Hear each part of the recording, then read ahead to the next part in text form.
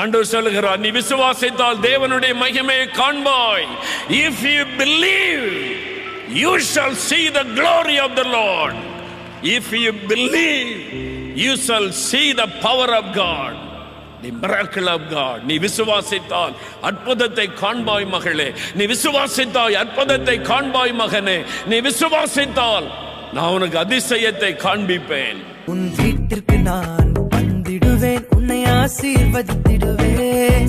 உன்னோடு நான் தங்கியிருப்பேன், உன்னை வழி நடத்திடுவேன்.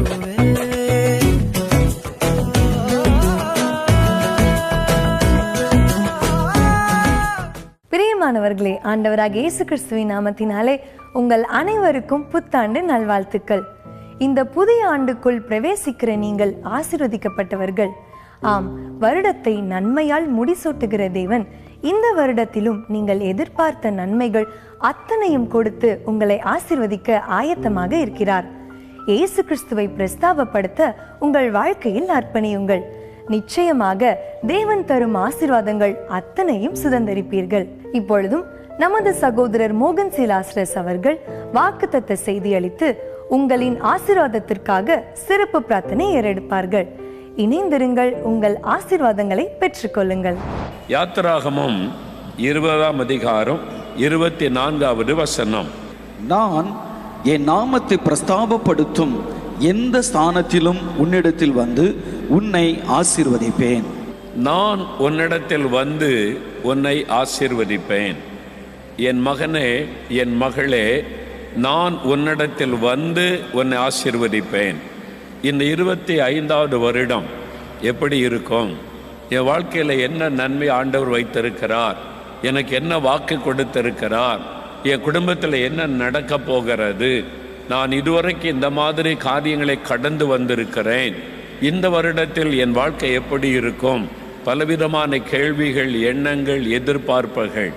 ஆண்டவர் இயேசுவை நோக்கி நீங்கள் பார்க்கிறதுனால இயேசு உங்களை பார்த்து சொல்லுகிறார், என் மகனே, மகளே, நான் வந்து உன்னை ஆசீர்வதிப்பேன். I will come to you and I will bless you. உன்னிடத்தில் வந்து உன்னை ஆசீர்வதிப்பேன் என்று ஆண்டவர் வாக்கு கொடுக்கிறார்.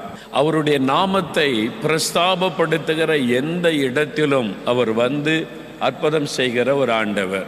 இங்கே இந்த இடத்துல இயேசுவின் நாமத்தை துதித்து பாடி அவருடைய நாமத்தை பிரஸ்தாபப்படுத்துகிறோம். உங்கள் வீட்டில் நீங்கள் இருக்கிற இடத்துல இயேசுவின் நாமத்தை விசுவாசித்து துதித்து அவரை மகிமைப்படுத்துகிறீங்க. அவரை பிரஸ்தாபப்படுத்துகிற எந்த இடத்திலும் அவர் வந்து அற்புதம் செய்கிறவர். இந்த உலகத்தில் ஆண்டவர் இயேசு இறங்கி வந்தபோது மனிதர்கள் மத்தியிலே நன்மை செய்கிறவராய் உலாவிக் கொண்டிருந்தார். ஜனங்கள் பலவிதமான பாடுகள், வேதனையிலே நெருக்கப்பட்டிருந்தாங்க.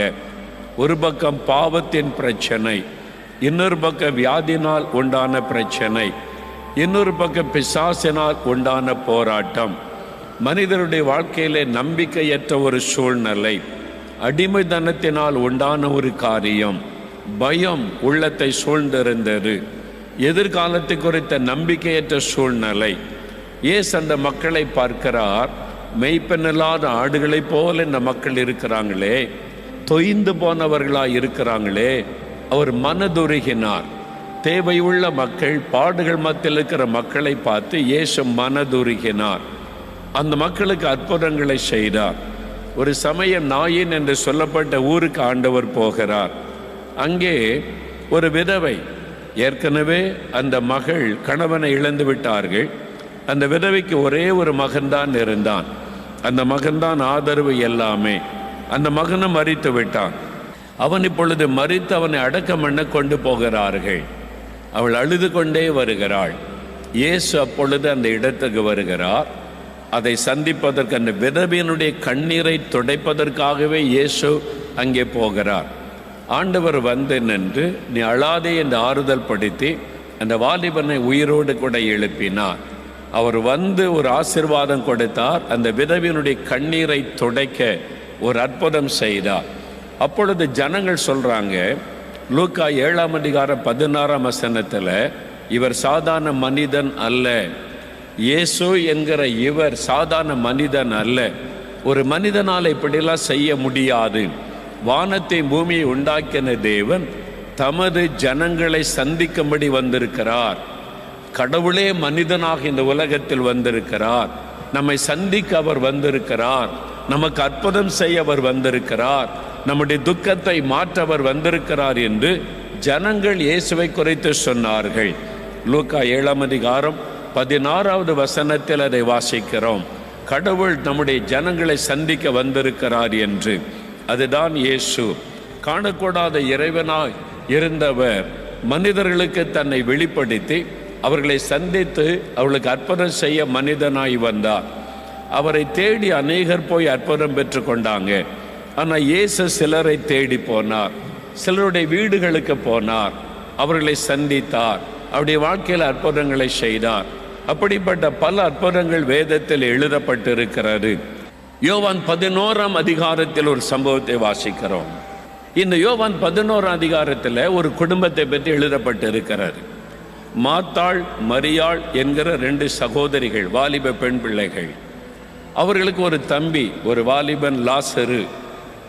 இந்த 3 பேர் தான் அந்த குடும்பத்தில். அவங்களுக்கு பெற்றோர் இருந்ததாக வேதம் சொல்லவில்லை. அப்போ தாய் தகப்பனை இழந்த ஒரு குடும்பம். பெத்தானியா கிராமம் எருசலேமிலிருந்து 2 மைல் தூரத்தில் இருந்தது. இயேசு எருசலேமுக்கு வரும்பொழுதெல்லாம் இந்த பெத்தானியாவில் இருக்கிற ஏழை பிள்ளைகள் வீட்டுக்கு வருவார். அவங்க ஒரு தகப்பனை போல நேசித்து ஏற்றுக்கொண்டாங்க. அவரும் அந்த பிள்ளைகளை சொந்த பிள்ளைகளை போல நேசித்தார். எப்படி இந்த வீட்டுக்கும் இயேசுக்கும் தொடர்பு ஏற்பட்டது? லூக்கா 10ஆம் அதிகாரம் 38ஆம் வசனம் வாசிக்கும் போது, இயேசு அந்த கிராமத்தின் வழியாய் கடந்து போகிற சமயம் எல்லாரும் பார்க்குறாங்க, இவர் தான் இயேசு, இவர் தான் தீர்க்கதரிசி, ஆண்டவர்னு சொல்கிறாங்க, அற்புதம் செய்கிறவர். அந்த வீட்டில் இந்த மாத்தாள் என்ற மகளுக்கு ஒரு ஆசை வந்தது. நம்ம வீட்டுக்கு இயேசு வந்தால் நல்லா இருக்குமே, இந்த இயேசு நம்ம வீட்டுக்கு வருவாரா அப்படின்னு சொல்லி யோசித்தாள். கூப்பிட்டு பார்க்கலாமேன்னு சொல்லி அந்த தெருவழியாக நடந்து போகும்போது இந்த மகள் போய் நின்றுட்டாள். ஆண்டவரே இயேசுவே ஸ்தோத்திரம்னா. இயேசுவை ஸ்தோத்திர மகளே, உனக்கு என்ன வேணும்? எங்கள் வீட்டுக்கு வர்றீங்களா? இங்கே தான் இருக்கு எங்கள் வீடு. எங்கள் வீட்டுக்கு நீங்கள் வந்தால் நான் சந்தோஷப்படுவேன். அவள் வேறு ஒன்றும் கேட்கல. சுகம் வேணும், விடுதலை வேணும், வேறு ஆசீர்வாதம் ஒன்றும். எங்கள் வீட்டுக்கு நீங்கள் வரணும், வருவீங்களா? இயேசு பார்க்குறார். பாவம், ஒரு ஏழை மகள், தாய் தகப்பன் இல்லை. நாங்கள் 13 பேர் இருக்கோமே, என்னை சேர்த்து இன்னும் 12 சீஷர் இருக்காங்க. நான் ஒரு ஆளில் நாங்கள் ஒரு பெரிய பட்டாலியனாக வருவோமே. வாங்க வாங்க எங்கள் வீட்டுக்கு வாங்க. இயேசு அந்த வீட்டுக்கு போகிறார். அப்படி தான் அந்த குடும்பத்தோடு இயேசுக்கு தொடர்பு. அவங்க இயேசுவை தந்த தகப்பனை போல நேசித்தாங்க. இயேசுவன் தாய் தகப்பன் இல்லாத பிள்ளைகளுக்கு ஒரு தகப்பனாக இருந்தார். அவருடைய அன்பு ஒரு தகப்பனுடைய அன்பு. நீங்கள் தகப்பனுடைய அன்புக்கு ஏங்குறீங்களா? அவர் சொல்லுவார், நான் இருக்கிற மகளே, மகனே, நான் இருக்கிற உனக்கு தகப்பனாய். எனக்கு தாய் இல்லைங்க, தாயினுடைய அன்புக்கு ஏங்குறீங்களா? இயேசு சொல்லுவார், நான் இருக்கிற உனக்கு தாயா, நான் இருக்கிற மகனே, மகளே, நான் இருக்கிற உனக்கு. ஒரு பக்கம் தாயாக, ஒரு பக்கம் தகப்பனாக அன்பு காட்டுகிறவர் இயேசு. அவருடைய அன்பு ஆச்சரியம். ஒரு பக்கம் தாயா இருப்பார், ஒரு பக்கம் தகப்பனா இருப்பார், ஒரு பக்கம் நல்ல சிநேகிதனாய் இருப்பார், ஒரு பக்கம் மூத்த சகோதரனாய் இருப்பார். அவர் அவ்வளவு அற்புதமான அன்பானவர். எல்லாருடைய அன்பையும் நீங்கள் இயேசுக்குள்ளே பார்க்க முடியும். அவர் சொல்றாரு, நான் வர்றேன் உன் வீட்டுக்கு, நான் வந்து உனக்கு அற்புதம் செய்கிறேன். அப்போ இந்த குடும்பத்தோட இயேசுக்கு நல்ல பழக்கம். இப்போ இயேசு ஊழியத்திற்காக தூர இடத்தில் இருக்கிறார். இந்த வீட்டில் இந்த லாசரு வியாதிப்பட்டு அவன் மரித்து விட்டான். இயேசுக்கு சொல்லி அனுப்பினாங்க, லாசரு வியாதியாக இருக்கிற ஆண்டவரே என்னை. அவர் தூர இடத்துல இந்த இப்போ மாதிரி ஃபோன் பண்ண முடியாது, பஸ்ஸு கிடையாது, ட்ரெயின் கிடையாது, நடந்து போய் அவர் இருக்கிற இடத்த கண்டுபிடிக்கணும். அதுக்குள்ளே 4 நாள் ஆகிவிட்டது. லாசரு மரித்து அடக்கமணி ஆகிவிட்டார். அந்த காலத்தில் யூதருடைய வழக்கத்தின்படி மலை குகைக்குள்ள பூமியை தோண்டி புதைக்க மாட்டாங்க, மலையை குகையை குடைஞ்சி வச்சிருப்பாங்க. அதோடைய சரீரத்தில் வாசனை திரவியங்களை வைத்து துணியை வச்சு சுற்றி உள்ள வச்சிருவாங்க. அது சில நாளாக அந்த சரீரம் கொஞ்சம் கொஞ்சமாய் அழுகி அது இல்லாமல் போகும். ஒரு குடும்பத்துக்குன்னு ஒரு கல்லறை இருக்கும். இதுதான் அந்த காலத்தினுடைய முறை. இப்போ நீங்கள் எருசலேமுக்கு போனாலும் இதே மாதிரி கல்லறைகளை பார்க்க முடியும். அப்போ அந்த மாதிரி தான் கல்லறையில் வச்சுட்டாங்க. இப்போ அவன் அடக்கம் பண்ணி 4 நாள் கழித்து இயேசு வருகிறார். வசனம் என்ன சொல்லுது பாருங்க. யோவான் 11ஆம் அதிகாரம் 28வது வசனம் வாசிக்க கேட்போம். இவைகளை சொன்ன பின்பு அவள் போய் தன் சகோதரியாகிய மரியாளை ரகசியமாக அழைத்து, போதகர் வந்திருக்கிறார், உன்னை அழைக்கிறார் என்றாள். போதகர் வந்திருக்கிறார், நம்மளை தேடி போதகர் வந்திருக்கிறார். இயேசு சொன்னார்ல, நான் வந்து உன்னை ஆசீர்வதிப்பேன். துக்கம் நடந்துட்டு, மரணம் நடந்து விட்டது, அடக்கம் பண்ணியாச்சு, இனிமே நான் போய் என்ன பண்ண முடியப்பா? ஆனால் இயேசு வருகிறார். மார்த்தாள் வந்து இயேசுவிடத்தில் கண்ணீர் விட்டு அழுகிறாள். ஆண்டவரே, நீங்க பிந்தி வந்திருக்கிறீங்களே, நீங்க முதல்ல வந்திருந்தா என் சகோதரனை காப்பாத்திருக்கலாம். நீங்க அற்புதம் செய்கிற தேவன் தானே, அவன் வியாதிப்பட்ட உடனே வந்திருந்தா சுகமாக்கி இருக்கலாம். இப்ப நீங்க பிந்தியெல்லாம் வந்திருக்கிறீங்க. ஆண்டவர் அமைதியா பார்க்கிறார். இப்ப மரியாள் இடத்துல போய் சொல்லுகிறாள். மரியாள் வீட்டில் அழுது கொண்டு இருக்கிறாள். போதகர் வந்திருக்கிற, அப்பா வந்திருக்கிறாங்க, உன்னை அழைக்கிறாங்க. அதை கேட்ட உடனே மரியாள் ஓடி வருகிறாள். இயேசு வந்திருக்கிறாரா? எங்க அப்பா வந்திருக்கிறாங்களா? எங்களை நேசிக்கிற எங்க தகப்பன் வந்திருக்கிறாரா?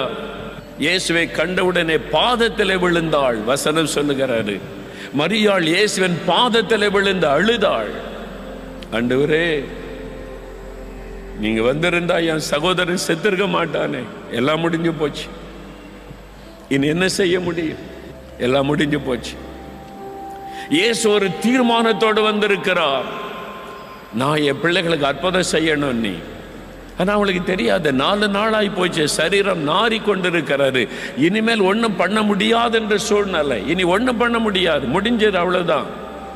அடக்கம் பண்ண முன்னால வந்திருந்தா சுகமாக்கி இருக்கலாம், அல்லது அடக்கம் பண்ணின உடனே சில நிமிட நேரத்தில் வந்திருந்தா கூட குணமாக்கி இருக்கலாம். 4 நாளாகி விட்டது, சரீரம் இப்பொழுது நாறி விட்டது. என்ன பண்ண முடியும்? எல்லாம் முடிஞ்சு போச்சு. மரியாள் அழுகிறாள். வேதம் சொல்லுகிறது, மார்த்தாளும் மரியாளும் அழுகிறதை இயேசு கண்டு, அங்கிருந்த யூத ஜனங்கள் சொந்தக்காரங்க அழுகிறதை கண்டு இயேசு ஆவியில் கலங்கினார். என் பிள்ளைங்க அழுகிறாங்களே, my children are crying, என் பிள்ளைகள் கண்ணீர் வடிக்கிறாங்களே. இயேசு ஆவியில் கலங்கினார் என்று வேதம் சொல்லுகிறது. அவருடைய கண்ணீர் இயேசுவின் உள்ளத்தை அசைத்து விட்டது. என் பிள்ளைங்க அழுகிறாங்க, கண்ணீர் வடிக்கிறாங்களே. அந்த கண்ணீர் அவருடைய உள்ளத்தை அசைத்ததுனால அவர் அடக்கி பார்க்கிறார். அவரால் அடக்க முடியல. 35ஆம் வசனம் சொல்லுகிறது, இயேசு கண்ணீர் விட்டார், அவரும் அழுதார். அவருடைய கண்களில் கண்ணீர் வடிகிறது. மனிதனுக்காக கண்ணீர் வடித்த ஒரே ஒரு கடவுள் இயேசுதாங்க, இயேசுதான். மனிதனுடைய பாரத்தை, துக்கத்தை பார்த்து அவனோடு சேர்ந்து அழுத ஒரு ஆண்டவர் இயேசு. இப்படி ஒரு தெய்வத்தை நீங்க காட்ட முடியுமா? இப்படி ஒரு தெய்வத்தை எங்காவது பார்த்திருக்கிறீங்களா? மனிதனுடைய துக்கத்திலே பங்கு பெறுகிற, அவனுடைய துயரத்திலே பங்கு பெறுகிற, வேதனைப்படுகிற மக்களோடு சேர்ந்து வேதனைப்படுகிற ஒரு கடவுளை பார்த்திருக்கிறீங்களா? இயேசு. வேதம் சொல்லுகிறது, அவர் ஆவியில் கலங்கினார். என் பிள்ளைங்க அழுகிறாங்க. My children are crying. நாங்கள் அநாதை ஆயிட்டோம் ஆண்டவரே.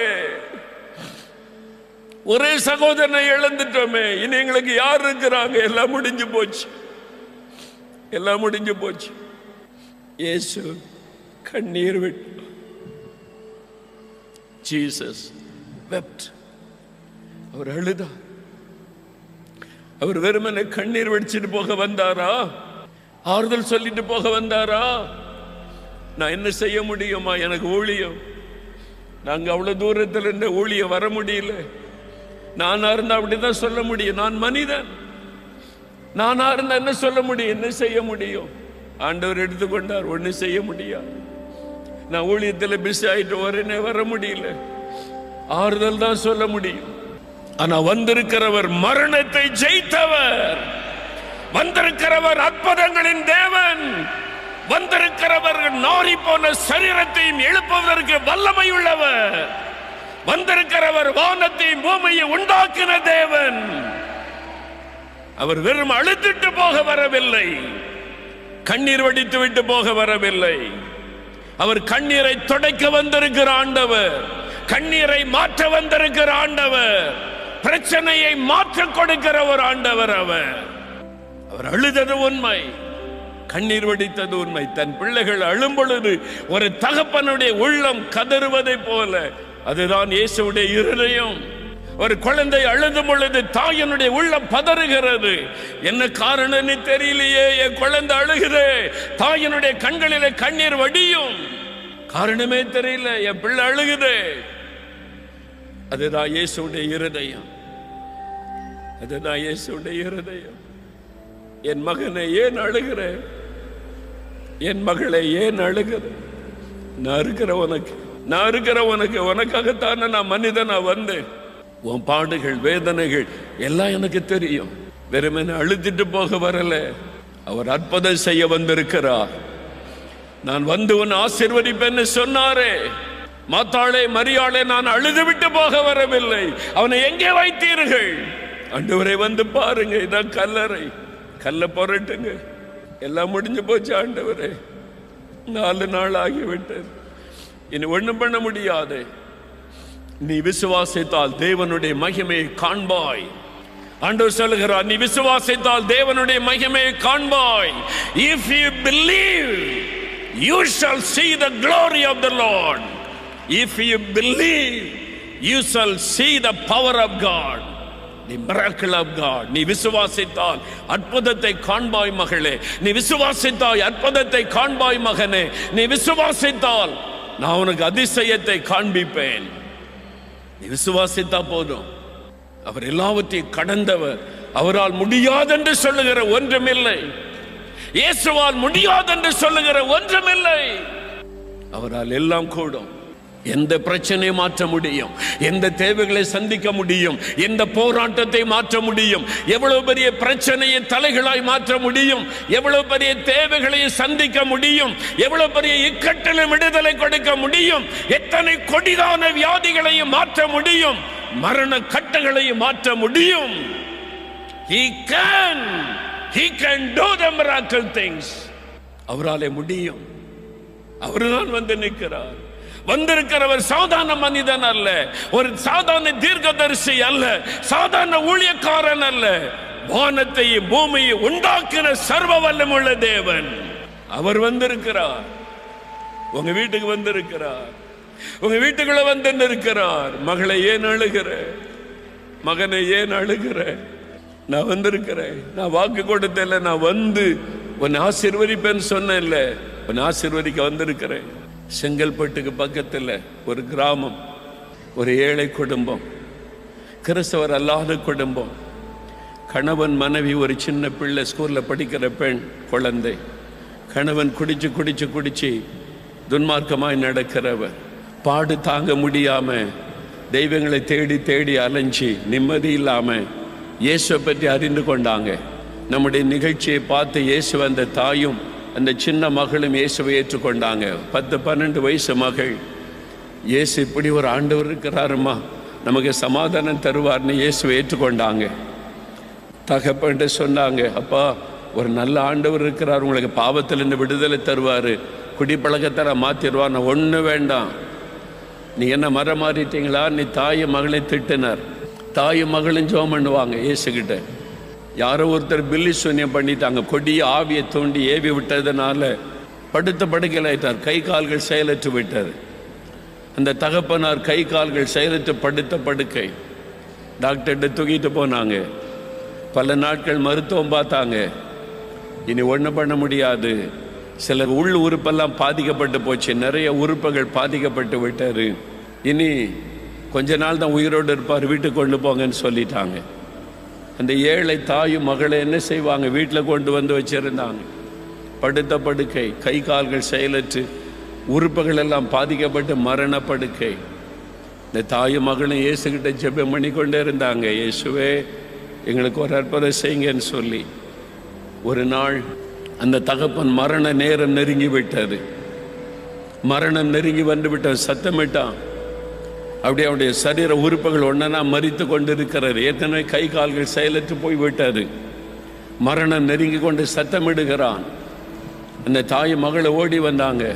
அந்த சின்ன மகள் 12 வயசு மகள். தகப்பனார் படுக்க பகுதியில் முழங்கால் படியிட்டாள். உயிர் போய் கொண்டிருக்கிறது, செத்து கொண்டிருக்கிறார் தகப்பன். அந்த பிள்ளை என்ன ஜெபம் பண்ண தெரியுமா? ஏசப்பா வாங்க எங்க அப்பாவை தொடுங்க, ஏசப்பா வாங்க எங்க அப்பாவை தொடுங்க. அதான் ஜெபம். ஏசப்பா நீங்க வாங்க எங்க அப்பாவை தொட்டு குணமாக்குங்க. 12 வயசு சிறு பெண் கூப்பிட்டாள். தகப்பன் குடிகாரன், நான் குடிச்சு வியாதிப்பட்டு மரணப்படுக்கை. இந்த சின்ன பிள்ளை கூப்பிடுது, அப்பா வாங்க, ஏசப்பா வாங்க எங்க அப்பா குணமாக்குங்க. ஏசு அந்த ஜெபத்தை கேட்டான். இந்த 12 வயசு சிறு பிள்ளையினுடைய சத்தத்தை கவனித்தார். என் பிள்ளை கூப்பிடுது, என் பிள்ளை கூப்பிடுகிறது. இயேசு வந்தார் அந்த வீட்டுக்குள்ள இயேசு வந்தார். அவருடைய தகப்பனாரை தொட்டார். அடுத்த நிமிஷம் சுகம் பெற்று படுக்க விட்டு எழும்பினார். கை கால்கள் செயல்படுகிறது, நடக்க முடிகிறது, உறுப்புகள் எல்லாம் புதிதாக்கப்பட்டு விட்டது, மரணக்கட்டு மாறிவிட்டது. இந்த தகப்பன் இயேசுவுக்கு தன்னை ஒப்பு கொடுத்தான். இப்படி ஒரு கடவுள் இருக்கிறாரா? இதுவரைக்கும் எனக்கு தெரியலையே. இப்படி ஒரு கடவுள் இருக்கிறாரா? நம்ம தானே கடவுளை தேடி தேடி தேடி மைல் கணக்கா நடந்து போறோம். காசெல்லாம் செலவு பண்ணுகிறோம், நம்மையே வருத்தி கொள்ளுகிறோம். ஆனா நம்ம வீட்டுக்கு வந்து அற்புதம் செய்கிற ஒரு கடவுள், இப்படி ஒரு கடவுள் இருக்கிறாரா? தகப்பன் இயேசுவை ஏற்றுக்கொண்டான். குடும்பமே இயேசுக்கு ஒப்பு கொடுத்துட்டாங்க. எவ்வளவு சந்தோஷம். நான் வந்து உன்னை ஆசீர்வதிப்பேன். 12 வயசு சின்ன பிள்ளை கூப்பிட்ட போது இயேசு வீட்டுக்குள்ள வந்தா. யார் கூப்பிட்டால் அவர் வருவார். யார் இவர் அசட்டையா நினைக்க மாட்டார். இயேசுவே வாங்க, விசுவாசத்தோடு நீங்க கூப்பிட்டா போதும், உங்க வாழ்க்கையில் அவர் வருவார், உங்க வீட்டுக்குள்ள அவர் வருவார். எங்க வியாபாரம் நஷ்டத்துல போகுது, நீங்க வாங்க, கடைக்குள்ள வாங்க, எங்க ஆபீஸுக்கு வாங்க. ஆண்டவரே பிசினஸ் எல்லாம் நஷ்டமாகுது, எங்க ஆபீஸ்ல நீங்க வாங்க. எங்க நிலத்துல விளைச்சலே இல்லை, எல்லாம் காய்ந்து போது, எங்க நிலத்துக்குள்ள வந்து ஆசீர்வதிங்க. நீங்க எங்க கூப்பிடுறீங்களோ அங்க வந்து அவர் ஆசீர்வதிப்பார். உங்களை ஆசீர்வதிக்கத்தான் அவர் விரும்புகிறார்.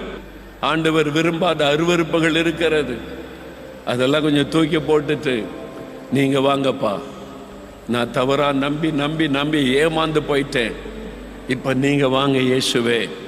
அவர் பணம் கேட்க மாட்டார், காசு கேட்க மாட்டார். நீ கஷ்டப்படாத, நான் சிலுவையில் எல்லாத்தையும் செஞ்சு முடிச்சிட்டேன். நான் காலில் செருப்பு கூட இல்லாம சிலுவை சுமந்து என் ரத்தத்தை செஞ்சு சிலுவையில் ரத்தம் சிந்தி உனக்காக உன் பாவ சாபத்தை நான் சுமந்து முடிச்சிட்டேன். இனி நீ உன்னை வருத்தப்படுத்த வேண்டாம், உன் பணத்தை செலவு பண்ண வேண்டாம், வீணா நீ அலைய வேண்டாம். இருக்கிற இடத்துல இருந்து இயேசுவே வாங்க எங்க வீட்டுக்குள்ள, என் வாழ்க்கையில வாங்க, எனக்கு ஒரு அற்புதம் கூப்பிட்டு பாருங்க. ஐயா தேவத்தை தேடி எங்கெங்கே போனீங்களே, சிகரெட்டை விட முடிஞ்சுதா? உன் பீடியை விட முடிஞ்சுதா? உன் மதுபானத்தை விட முடிந்ததா? இல்லையே. இலவசமாய் விடுதலை கொடுக்கிற இயேசு சொல்லுகிறார், நான் வந்து உனக்கு விடுதலை தருகிறேன். அவருக்கு இடம் கொடுங்க, அவருக்கு இடம் கொடுத்து பாருங்க. இயேசுவே எங்க வீட்டுக்குள்ள வாங்க, என் வாழ்க்கையில வாங்க. என்னால இந்த பாவத்தை விட முடியல, மதுபானத்தை விட முடியல, விடுதலை கொடுங்க. என் வீட்டில் இருக்கிற சாபத்தை மாற்றுங்க, வியாதியை மாற்றுங்க, வறுமையை மாற்றுங்க, கடன் பிரச்சனையை மாற்றுங்க, என்ன ஆசீர்வதிங்க. இந்த வருஷம் எனக்கு ஆசீர்வாதமா இருக்கணும். ஆண்டவர் அதான் சொல்றேன், நான் உன்னை ஆசீர்வதிக்க தான் வந்திருக்கிறேன். மகனே உன்னை ஆசீர்வதிக்க தான் வந்திருக்கிறேன், உன்னை தேடி வந்திருக்கிறேன். நான் வந்து உன்னை ஆசீர்வதிப்பேன். நான் என்ன செய்யணும் ஆண்டவரே? அவரை பிரஸ்தாபப்படுத்தணும், அவரை விசுவாசிக்கணும், அவரை துதித்த பாடி உன் வீட்டுக்குள்ள பாட்டு சத்தம், துதி சத்தம் கேட்கணும். அவர் செய்த நன்மையை எல்லாருக்கும் சொல்லணும், அவரை பிரஸ்தாபப்படுத்தணும். அவ்வளவுதான். அவரை பற்றி மற்றவங்களுக்கு சொல்லு, உனக்கு செய்த நன்மைகளை சொல்லு போதும். என்னை இயேசு மன்னித்தார், எனக்கு விடுதலை கொடுத்தார், எனக்கு சுகம் கொடுத்தார் என்று அவரை சொல்லு போதும். அவ்வளவுதான். அவரை பிரஸ்தாபப்படுத்துகிற எந்த இடத்துல வந்து அற்புதம் செய்வார். அதுக்கு உன்னை ஒப்பு கொடுப்பீங்களா? பிரியமானவர்களே, இயேசு கிறிஸ்துவின் நாமத்தில் உங்கள் எல்லாருக்கும் இந்த புது வருஷ நல்வாழ்த்துக்கள். ஆண்டு சொல்லுகிறார், உன்னிடத்தில் வந்து உன்னை ஆசீர்வதிப்பேன். I will come to you and I will bless you. நீ இருக்கிற இடத்தில் நான் வந்து உன்னை ஆசீர்வதிப்பேன். இதுதான் தேவன் உங்களுக்கு கொடுக்கிற வாக்கு தத்துவம். நீங்கள் ஒருவேளை ஒரு பிஸ்னஸ் செய்து கொண்டிருக்கலாம். அந்த பிஸ்னஸ் தளத்தில் கர்த்தர் உங்களை ஆசீர்வதிப்பார். நீங்கள் வேலை செய்து கொண்டிருக்கலாம், வேலையில் கர்த்தர் ஆசீர்வதித்து உயர்த்துவார். நீங்கள் படித்து கொண்டிருக்கலாம், அவனுடைய ஸ்கூலில் காலேஜில் நீங்கள் படிக்கிற இடத்துலையும் அவர் உங்களோடு கூட வந்து உங்களை ஆசீர்வதித்து படிப்பில் மேன்மைப்படுத்துவார். நீங்கள் ஊழியம் செய்து கொண்டிருக்கலாம். உங்களுடைய சபையில் அல்லது கிராமத்தில், பட்டணத்தில் எங்கே ஊழியம் செய்கிறீர்களோ அந்த ஊழிய ஸ்தலத்தில் வந்து கர்த்தர் உங்களை ஆசீர்வதித்து உங்களை மேன்மைப்படுத்துவார். இந்த மாதிரி ஆண்டவர் சொல்லுகிறார், நானே உன்னிடத்தில் வந்து உன்னை ஆசீர்வதிப்பேன் என்பதாக. வேத புஸ்தகத்தில் நீங்கள் பார்க்கும்போது யோவான் 11ஆம் அதிகாரத்தில் ஒரு சம்பவத்தை பார்க்கிறோம். அங்கே பெத்தானியா கிராமத்தில் உள்ள லாசரு, மாத்தாள், மரியாள், லாசரு என்கிறவருடைய வீட்டுக்கு இயேசு வருகிறார். இந்த லாசரு வியாதிப்பட்டு அவன் மரித்து விட்டான். அவன் அடக்கம் பண்ணியாச்சு. இப்போ சகோதரிகள் 2 பேர், அப்பா அம்மா இருந்ததாக நம்ம பார்க்கலை, அழுகிறாங்க, கண்ணீர் வடிக்கிறாங்க. சகோதரனை இழந்துட்டோமே என்று சொல்லி கண்ணீர் வடிக்கிறாங்க. இயேசு அந்த குடும்பத்தை நேசித்தார், பிள்ளைகளைப் போல நேசித்தார், அவங்கள தகப்பனை போல நேசித்தாங்க. அவன் அடக்கம் பண்ணப்பட்ட 4 நாள் கழித்து இயேசு வருகிறார். இன்றைக்கு உங்கள் வாழ்க்கையில் அவர் வந்திருக்கிறார். உங்கள் வீட்டுக்குள்ளே உங்களை சந்திக்க, உங்கள் இடத்துக்கே அவர் வந்திருக்கிறார். நான் வந்து உன்னை ஆசீர்வதிப்பேன்னு சொன்னார்ல, அவர் வந்திருக்கிறார். இப்போது இந்த நேரத்தில் ஆண்டவர் என்ன எதிர்பார்க்கிறார்? நீங்கள் விசுவாசிக்கிறீங்களா? நீ விசுவாசித்தால் தேவனுடைய மகிமை காண்பாய் என்று சொன்னேனே அப்படின்னு சொல்லிட்டு இயேசு ஒரு அற்புதம் செய்கிறார். மரித்த போன லாசருவை 4 நாள் கழித்து உயிரோடு எழுப்பி அவருடைய கண்ணீரை துடைத்தார். அவங்க அழுதுகிட்டே இருக்காங்க, இழப்பினால் கண்ணீர் வடிக்கிறாங்க. நீங்கள் கண்ணீர் வடித்து கொண்டு இருக்கலாம். ஏதோ ஒரு இழப்பு, வேலையில் இழப்பு, ஆசீர்வாத இழப்பு, உங்களுடைய குடும்பத்தில் சில இழப்புகள், அதனால் உண்டான நிந்தைகள், அவமானங்கள், பரிகாசங்கள், அதனாலே கண்ணீர் எல்லாம் முடிஞ்சு போச்சுன்னா அவ்வளோதான் சூழ்நிலை. உங்களுடைய கண்ணீரை துடைக்க இயேசு உங்கள் வீட்டுக்கு வருகிறார். நீங்கள் இருக்கிற இடத்திற்கு வருகிறார். அவர் வந்து உங்களுக்கு அற்புதம் செய்து உங்களுடைய குடும்பத்தை ஆசீர்வதிக்க விரும்பித்தான் உங்களோடு பேசுகிறார். அதனால் இந்த நாளில் அவருக்கு இடம் கொடுங்க, அவரை வரவேற்று ஏற்றுக்கொள்ளுங்க. அப்பொழுது ஆண்டவர் அற்புதம் செய்வார். இப்போ நம்ம ஜெபிக்க போகிறோம். அப்படியே கண்களை மூடி, ஆண்டவரே, இந்த புது வருஷத்திற்காய் ஸ்தோத்திரம், நீர் கொடுத்த வாக்கு தத்தத்திற்காய் ஸ்தோத்திரம். நான் உங்களிடத்தில் வந்து உங்களை ஆசீர்வதிப்பேன் என்று சொன்னீரே, ஸ்தோத்திரம். உங்கள் கையில் இருக்கிற ஆசீர்வாதங்களை நான் அறிந்து கொண்டேன். எனக்கு, எங்கள் குடும்பத்திற்கு இந்த ஆசீர்வாதம் வேண்டும். ரட்சிப்பின் சந்தோஷம் வேண்டும். பாவ மன்னிப்பின் மகிழ்ச்சி வேண்டும். பாவத்திலிருந்து விடுதலை வேண்டும். ஆண்டவரே, நீங்களுடைய பாவங்களை, அக்கிரமங்கள், மீறுதல்களை மன்னித்து அந்த ஆசீர்வாதத்தை எனக்கு தாரும், எங்கள் குடும்பத்திற்கு தாரும். நீயும் உன் வீட்டாரும் ரட்சிக்கப்படுவீர்கள் என்ற வார்த்தையின்படி இயேசு கிறிஸ்துவின் நாமத்தை நாங்கள் விசுவாசிக்கிறபடியால் ஆண்டவரே, எனக்கும் என் குடும்பத்திற்கு ரட்சிப்பின் சந்தோஷத்தை தாரும். அந்த ரட்சிப்பின் மகிழ்ச்சியை நீர் தாரும். ஆண்டவரே, வியாதி, வேதனை, பலவீனங்கள் எல்லாம் எங்களுடைய குடும்பத்தை விட்டு விலக வேண்டும். இனி ஆஸ்பத்திரிக்கான வீண் செலவுகள் இருக்கக்கூடாது. சகல நோய்களும் இயேசுவின் நாமத்தில் விலகட்டும். என் குழந்தைகளை விட்டு இந்த வியாதி மறைந்து போகட்டும். என் மனைவி, என்னுடைய கணவர், என் பிள்ளைகள், என் பெற்றோர் ஒவ்வொருவரையும் தொட்டு சகல நோய்களும் எங்கள் குடும்பத்தை விட்டு விலகி போகும்படி செய்வீராக. அந்த ஆசீர்வாதம் உண்டாகட்டும், சுகம் உண்டாகட்டும் இயேசுவின் நாமத்தினாலே. இந்த நாளில் உம்முடைய வல்லமை தொடுகிறதற்காக, சுகம் தருகிறதற்காக ஸ்தோத்திரம். ஆண்டவரை ஆசீர்வதித்தருளும். எங்களை கண்ணீருக்குள்ளாக்குகிற, வேதனைப்படுத்துகிற, அவமானப்படுத்துகிற ஆண்டவரே, இந்த பாடுகள், பிரச்சனை, நெருக்கம் நீங்கும்படியால் அற்புதம் நடப்பதாக. எங்களுடைய கண்ணீரை துடைக்கும்படி அற்புதம் செய்யும். நிந்தைகள் மாறும்படி அற்புதம் செய்யும். குழந்தை செல்வத்தை அருளி ஆசீர்வதியும். கடன் பிரச்சனைகளை மாற்றி ஆசீர்வதியும். வேலைக்காக வழிகளை திறந்து ஆசீர்வதியும். எங்களுடைய தொழிலை ஆசீர்வதித்து பெருக பண்ணி மகிழ பண்ணும். நான் வந்து ஆசீர்வதிப்பேன் என்று சொன்னீங்களே ஆண்டவரே, நீங்க ஆசீர்வதிங்க. இயேசுவின் நாமத்தில் இந்த ஆசீர்வாதம் எல்லாம் எங்களுக்கு உண்டாகட்டும், எங்க குடும்பத்திற்கு உண்டாகட்டும். என் வாழ்க்கையின் ஒவ்வொரு பகுதியிலும் ஆசீர்வாதம் உண்டாகட்டும். நீர் வாக்கு கொடுத்த தேவன், வாக்கு மாறாதவர். நீர் வந்து எங்களை ஆசீர்வதிக்க ஆரம்பித்து விட்டதற்காய் ஸ்தோத்திரம். இன்று முதல் மாற்றத்தையும், சுகத்தையும், சந்தோஷத்தையும், சமாதானத்தையும் நாங்கள் பார்க்கிறோம். நான் விசுவாசிக்கிறேன், அதை பெற்றுக்கொள்ளுகிறோம். இயேசு கிறிஸ்துவின் நாமத்தில் ஜெபிக்கிறோம் பிதாவே. ஆமேன், ஆமேன்.